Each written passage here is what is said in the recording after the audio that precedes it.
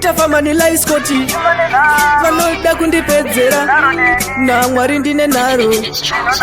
vape vandigurira izvi zvandikonzera kuti ini ndigogara kumaprofita we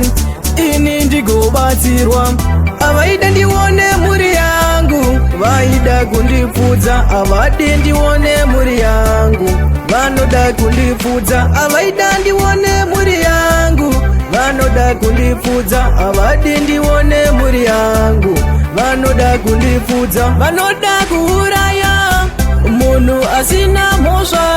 asi chandinotadza ina ndimbochiona vanoda kuuraya munhu asina mhaka asi chaanotadza ina ndimbochiona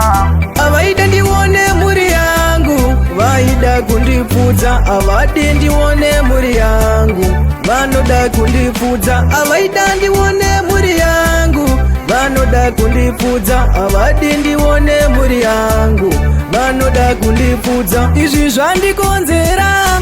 kuti ini ndigogara kumaprofita we ini ndigobatsirwa izvi zvandikonzera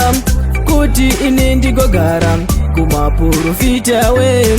ini ndigobatsirwa avaida ndione mhuri yangu vaida kundipfudza avadi ndione mhuri yangu vanoda kundipfudza avaida ndione mhuri yangu vanoda kundipfudza avadi ndione mhuri yangu vanoda kundipfudza